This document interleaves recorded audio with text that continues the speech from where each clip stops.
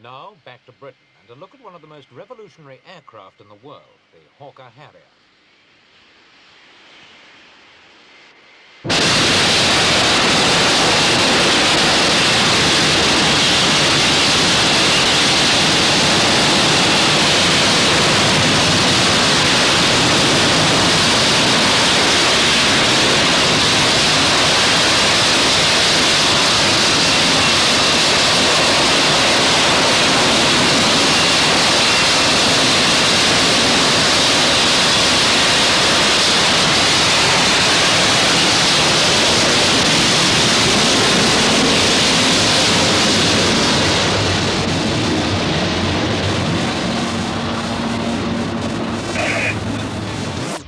Of the past, like the Ark Royal here, no longer fit into modern defence strategy and will be phased out in the late 1970s.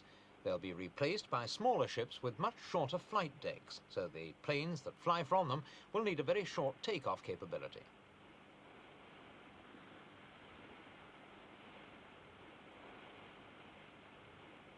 The Ark Royal's usual aircraft are Phantoms and Buccaneers, which are launched from the deck by means of steam catapult.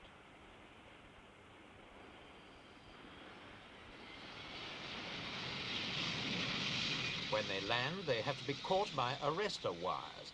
It all looks highly skilled, expensive and dangerous, and it is.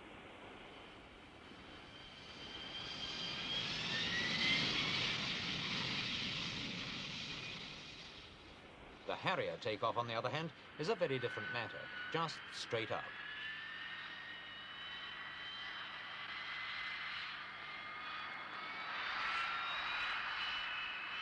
In these sea trials held recently off the Scottish coast, 2 Harriers went through their paces under simulated operational conditions. Their performance was measured against fuel consumption, payload and range, and they dropped 1,000-pound dummy bombs to demonstrate their strike capability.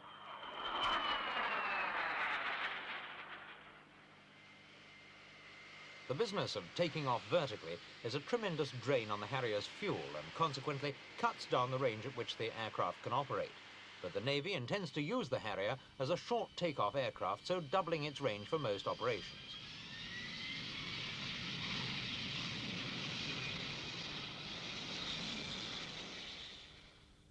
Supervising the trial was the Ark Royal's master, Captain Robert, the Rear Admiral John Treacher, seen here on the deck, commander of NATO's Harrier shipping group. We asked him what role he envisaged.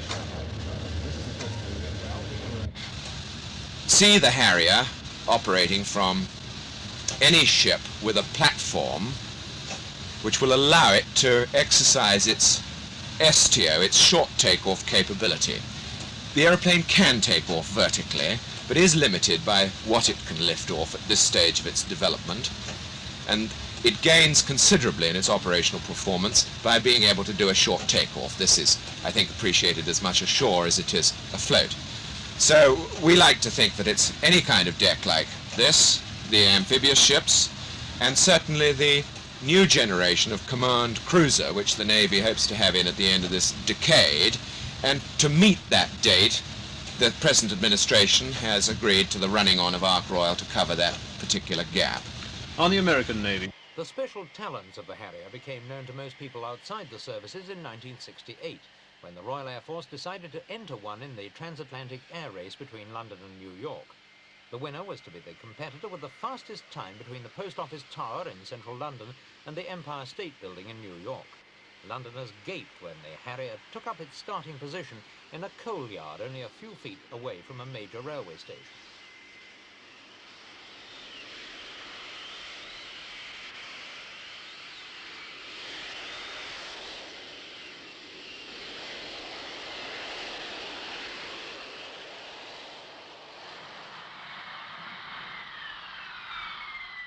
The race worked wonders for the Harrier's public image.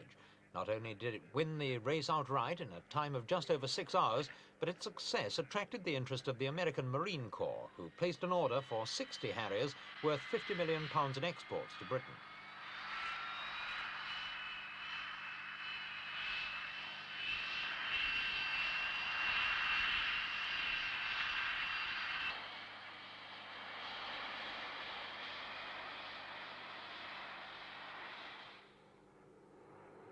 The Harrier is the first operational military aircraft the United States has bought abroad since the First World War, and the plane's makers, Hawker Siddeley, are now hoping for an order from the US Air Force that could run into hundreds of aircraft.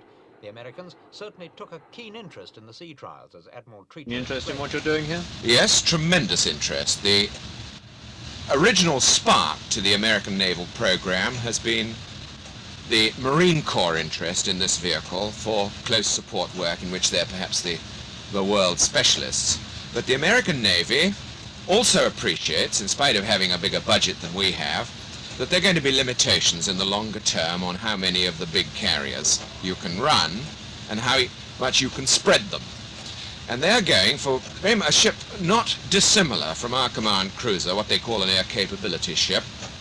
No catapults, no arrestor gear, but the ability to give this type of airplane a short takeoff. And Admiral Zumwalt, who is the Chief of Naval Operations, has given quite a spur to this program, and all of it, I'm quite sure, has been a result of the capability demonstrated by the Hawker Harrier. So really you're acting as sort of export salesman out here?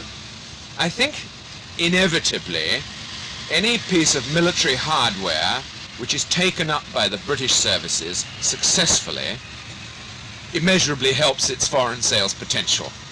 And I think this isn't just in this particular airplane. Anything that we take up and follow through must help its overseas sales. Are you pleased with the Harrier? I think it's very encouraging indeed. I don't think we really had any doubts. We've seen enough of it to be fairly sure that it would go well, and enough confidence in our RAF colleagues to see that it would, and I think it's going very much as we expected. Treaty, thank you very much indeed. Okay. With 9 other navies besides the Americans interested in buying the Harrier, the plane's future looks assured. The only cloud on the horizon is a possible further change in defense strategy that might render the Harrier obsolete. The plane was conceived to support troop actions east of Suez, and it may not fit in quite as well in a European context. But in any eventuality, it seems that this revolutionary aircraft will play an important role in Western European defense for at least the next 10 years.